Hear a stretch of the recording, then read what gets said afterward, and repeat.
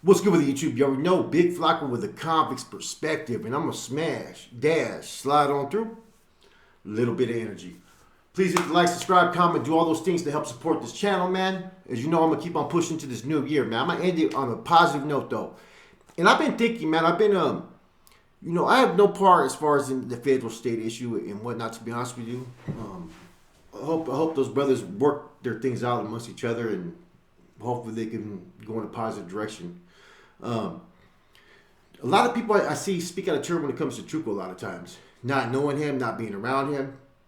There's some allegations I've heard that I can't personally confirm. And it's kind of funny because it's not stuff that I don't see from personally knowing him, okay? As far as back as a kid, okay? So a little history. This is kind of a profile on Chuco a little bit. We already know, he was from grew up around South San Jose. I believe he was born not in San Jose, but he initially moved there. Okay, he was right there, South Side Drive, that area of San Jose. He was from a Vado called Vado Littletown. Now I've heard numerous good stories about this dude as far back as then. He was always loyal to his, those that he considered tight within his circle. His hood, his homeboys. Like, he's the type of homeboy when one of the homeboys got in a bad wreck and one of their loved ones died, the other one was still there, but he was all tore up. He went over there to go pick him up to take him out. That was Kenny Vidal. You know what I'm saying? And so he was always a good-hearted individual. And I can think of that from my knowledge of meeting him. He always tried to treat everybody right. His business was his business. But this is, as a kid, I don't know what his initial charges were, right? But he ended up in prison. He went to places like the Hatchby, Corcoran, different facilities. But real quickly, he was validated, man. He does have a brother, Beto Guillen, who's not active. Okay, he was at one time had status as well. So, fast track, my personal experiences with Chuco. My first time I met him, I just got written up for attempted murder, and they were contemplating on charging me. I was in the old jail, but from the old jail to the new jail. And there was no structure, there was no unity. There was unity, but in a false sense. You was your homeboy, all right, that's it. You did what you wanted to do. There was no household policies, there was no checking paperwork, none of that stuff. So I get to 6B, and I'm there, fucking Chuco's there, Wedo's there from San Jose, let me see, Puppet from San Jose, all kinds of dudes were there. Little Ray from Gilroy, Ray Salas. A lot of OG homeboys were there. I mean, the dudes that have like the whips. And I meet this dude Chuco, and it's interesting because he came up to me and he squatted next to me, and he had like this long little rat tail. She's like almost like a fucking like a flat top almost, and he wore glasses and stuff, right? And he's trying to talk to me, right? And I'm waiting for the phone, and I get up and I fucking leave him when he's talking to me mid sentence, and I didn't know any better. Yes, I was waiting for the phone. He was trying to get information where I came from, who I was, and whatnot. So finally, he got at me again. I gave him my information. He starts telling me about the tienda. He goes, you can take from him if you want. He showed me the little package of things, right? Because we put in something. I'm like, hey, that sounds good. Because I was always taking care of homeboys. So I was going to the store every week, right? And so I was always putting in. So I felt that was cool. You know what I mean? I started meeting a lot of other homeboys. And all these dudes were either validated NF members or bros. I think I was maybe the only just northerner at the time. I was like 18 years old, man. And so, Chuco would lace us up. He was lacing another homeboy that came in. He was talking about Maravilla one day. And he was telling us, we're not taking the enemies of the Sureños, he said, I said, he said, we stand against the enemy, he was telling us. He goes, there's some righteous Sureños that stand against what the enemy was pushing at that time. He said that when they were in Tehachapi, I know some dude from Matavillas made a little comment, but this came directly from Chuco to me, that when they were there, the Matavilla guys, I think this was around 89, 90, whatever, they came and approached the NF and said, you know what, you guys are not our enemies, and we're going to let you guys know that we have no issues with you guys.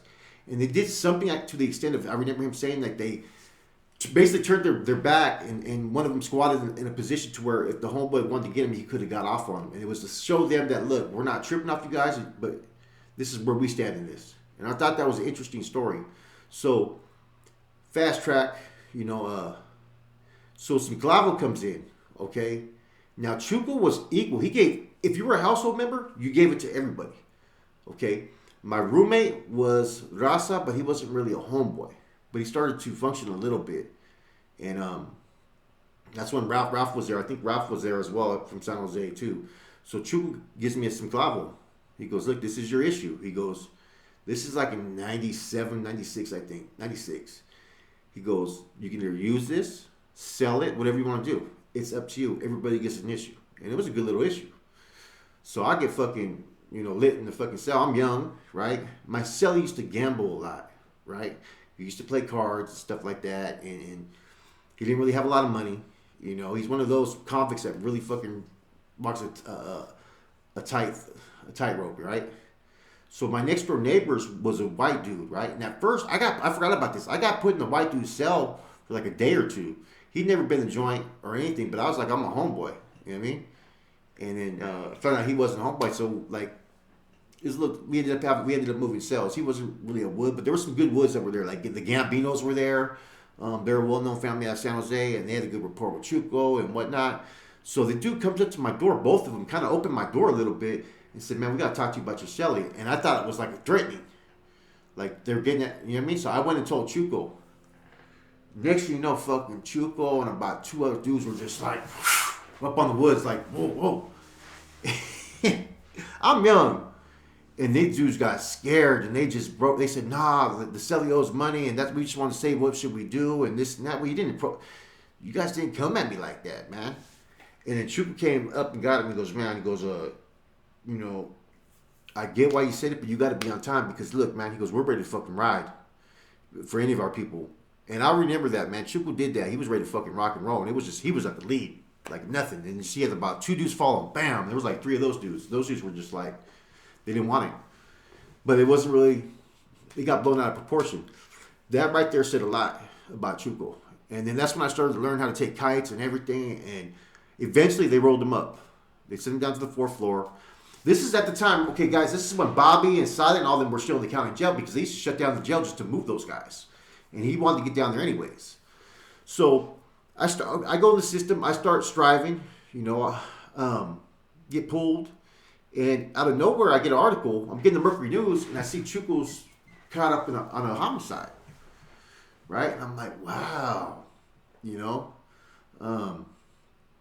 This is very interesting. You know what I mean? I'm like, I read it, and it talked about fucking Brown Bob, all these other people, and I'm like, I don't really know too much about these guys yet because the history of names wasn't really being put out there early on in the education. That came later on. So it was all new to me. But I knew it was a major NF hit. And so that's why at the time, that's when I got out. I started to be abreast of a lot of things, and my education started to elevate. So fast track, we get to 2002, 2003. I'm hearing about Chuco. And when I get sent from, I catch a case and stuff. And Weechel's over there, I'm over here. And someone told me that Chuco was over there in the old jail. And I'm like, is that right? So I start sending kites to Chuco because I had the new jail, but I had contact to the streets too. I was under Salinas at that time, but I really couldn't do too much. You get what I'm saying? So finally, I get a letter from Chuco, and what Chuco used to do, he would write a letter, and he'd put, with my name sending it out, like for my name, it'd be without a stamp, wrong address, or whatnot, and then it'd say Tonito. Like it was going to Tonito, but it was coming from me.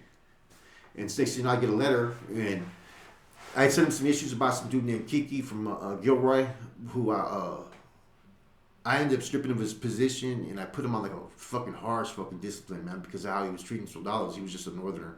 I sent him word about what's his name from Capitol Park. What's his name from Capitol Park? Fuck, the one that they deemed, eh? One of the cats from Capitol Park that kicked off that red on red. I already forgot. Right? Oh, Casper, I think it was. Casper from the park, 'cause I ran into him. And I was there when that issue happened, and we were upset about that. Because we seen him escalate, and kick off the shit over there. It happened right in front of us. And I actually sent word twice. I sent word once through mail, and then he looked into it, and I sent once through a visitor. I had a visitor go visit Weechel, and then Weechel relayed the rest to Chuco as well. And because the girl went up there, The girl's house where the party happened, you know what I'm saying? Who she's connected now, believe it or not. She, you know what I mean? She's the one who gave up all the information about who started the fight and everything to Huicho, and then they got passed to Chuco. I just gave the name. You know what I mean? And I sent her to go visit. My wife took her. And so all of those issues, next thing you know, I get a filter from Chuco. Everything was going through the snake pits through Smokey from San Jose, who was a hermano and soldado. And so I'm there. I'm doing everything I can in the fourth floor. You know, different people show up. Carlos Roman, Junior Rojas comes through, all these cats, and I'm just, you know, maintaining it. You know what I mean? And the classification was really on me. And I wanted to go to Little Max anyways, but I couldn't request it. But they were telling me to go down there too. Chuco didn't tell me, but fucking Huicho told me to. So they knew I had the hours to the new jail at that time, right? And that Chuco had the old jail, and I was still sending everything to Chuco because, you know, he's a higher authority. He was well liked and respected in San Jose. You know what I'm saying? And I wanted to build that rapport. So I sent that down to Chuco. And next thing you know, about 3 o'clock in the morning, because they hated me over there, man. Like, I would talk shit to the deputies and all kinds of stuff, man. Like, I wouldn't acknowledge them. And so, especially the classification at the time, which I think her name was Calderon. She hated me. Either that, I forgot her name, man. She was a short Mexican, but she looked Filipino woman. If you guys remember her name, let me know. So they come at like 2, 3 in the morning and wake me up, and I got about fucking 12 motherfucking dudes up in my room. 7, 12 dudes, I don't know how many, it was a lot. And I just got sleep in my eyes, and they just fucking, they packed my shit for me. At that time, you know, I stayed with everything hooped already, so I wasn't tripping. So they take me, I don't know where they're taking me. I'm like, where the fuck? They're going to fucking kill me or something, man. Because I've never seen them do a move like that. They bring me to Little Max, and next thing you know, I hear, hey, who's that? It's Flaco from Milpas. He goes, Flaco? He goes, what's up? And this is Chuco. I'm like, oh shit, man. He goes, man, I'll get you in a second. It's like 5 in the morning, man. I'm like, we might as well, like 3:30 in the morning, we're like, might as well stay up. It was me, him, and then this dude, Asian dude named D, that was on death row. That was facing death row, and then a solid Africano. The solid Africano left, so now there was just 3 of us. And this is just like, the TV's in front of us, the shower's right there. There's a phone on the cart, we could just push the cart down. It was cool, you know? We would do spreads, we'd fucking, would bust down. As far as me, Chuco, would bust down, and the Asian dude D. I didn't have to do no brecha, no household policies, no nothing, because it really wasn't needed. You know what I'm saying? And he wanted me to focus on other things, so he started teaching me a little bit about communications and wanted females to be able to communicate through, to send stuff out, to start writing females regular, but including, you know, code. And we were going to ghostwrite was the style of writing we were going to do. We were going to write a regular letter and then put the things in between in case he needed a line out to the streets. Now, he got at me about functioning with Adam, also known as Apple, and Weddle. You know what I'm saying? And I know Weddle from way back, from the 6th floor, from fucking San Quentin. When I got off, he was there. And, you know, we were always cool back then. And he goes, I got a kite for the streets going to them. I'm like, I got you. He goes, but I'm not going to fall out of file with who I'm reporting to, because Chuco was still acknowledging the feds, right? Because they were all in Santa Rita. And he had got at me and said that they deemed Huicho no good. He goes, if we go to yard, we're going to have to deal with him. I'm like, all right, fuck it, let's go. You know what I mean? Basically, he was going to have to go deal with him, and then I was going to be his backup. You know, because they were talking about putting us out to the yard together. Because this side was Little Max, North Max, but they were going to put just us, because after we brought Huicho over there, and then that's when the AB buzzer came through, and we were trying to get buzzer down there. So it was just me and 2 carnals, and like, Huicho would, I'd have a hard time communicating with Chuco unless he had to go on a movement, because I didn't want Huicho to know what was going on. You know what I'm saying? And then next thing you know, Chuco sends me a kite, and it's a kite from Huicho. He goes, man, Huicho's getting crossed up. You can take this to the street, whatever they want to do about it. And it was this crazy ass fucking kite, man. And even Chuco told me that Huicho got crossed up. He did some outlandish shit, but he told me that. And in the kite, Huicho was talking about why is information being given to Northerners or Norteños so they could breach it. So fucking, I know that you guys put a green light on me. He goes, that's not the NF way. He goes, I'm supposed to get got. He goes, I'll pay 20. He said he'll pay 25,000 by December 24th. If not, declare him the enemy. It was a fucking crazy ass guy. He's calling this person a bitch, this person a bitch, and these are dudes on the streets. And to be honest with you, they were bitches. You know what I'm saying? They were weenies. He wasn't lying. You know, he was just getting over on too much. He was out there doing his thing on that shit, right? So I'm in there because of Weecho, right? And you know, my wife at the time even went to go talk to some people out there regarding his case at the time and shit, and also fucking held her mug. And that's one of the issues. Like I said, Chuco was very aware of how she held her mug, and she did a good job. I'll tell you that right now. And those are things that we talked about, man. And you know, with Chuco from there, man, fucking, I was supposed to get out, and what ended up happening was I put in the draw, and I don't know how this happened because he ended up getting it the following week, and I didn't get none of the canteen stuff. Right now, we had just worked out, and they called me for fucking that they were gonna release me, and my shit was all sweaty. He says, "Just send it down. I ain't tripping." So I sent him down my fucking my my laundry, right? You know what I'm saying?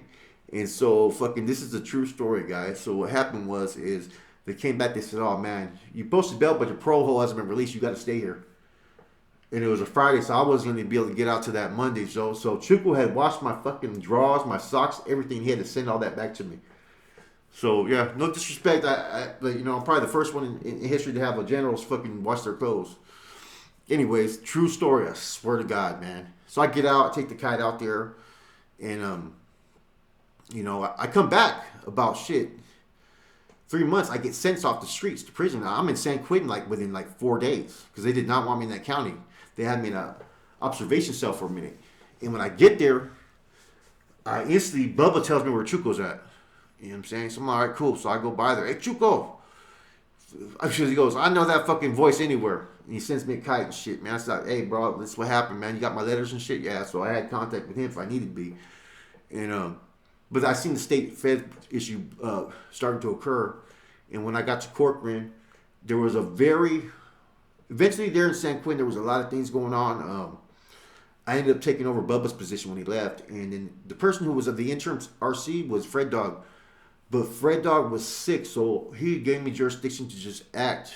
If I knew 100% was in accordance to the law, he said he had my back no matter what, and I could put his name stamp behind it.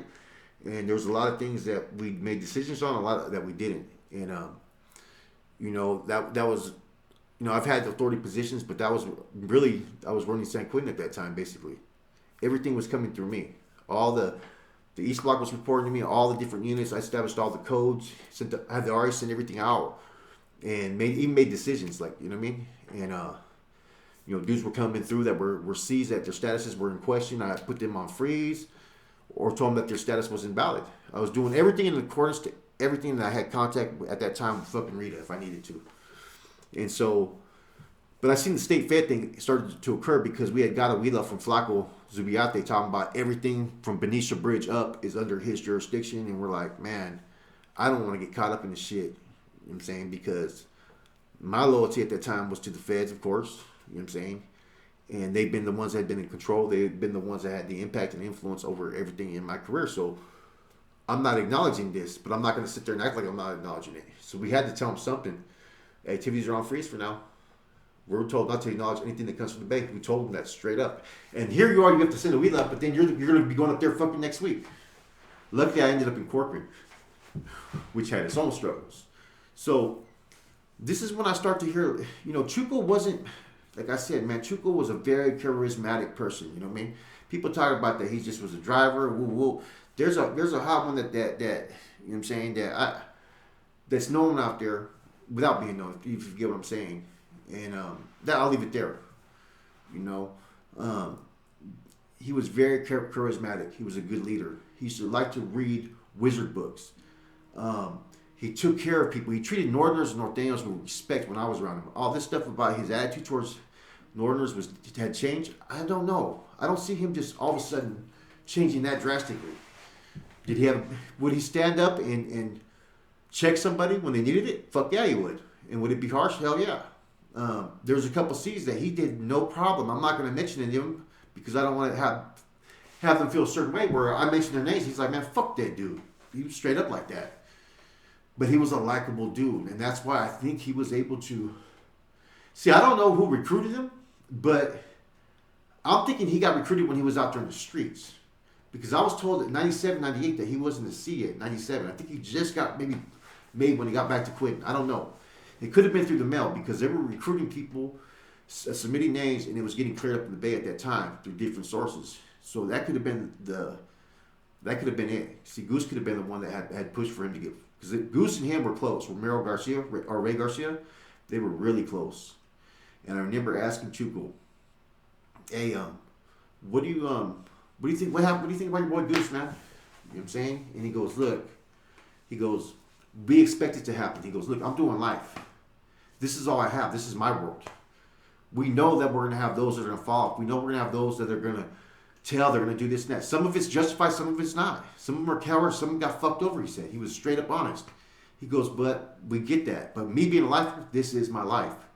And if we can use them and get the most out of them before they flipped, we've done our part to keep the organization going forward." I was like, wow, that's a straight up real answer. And then I was just taken aback by that.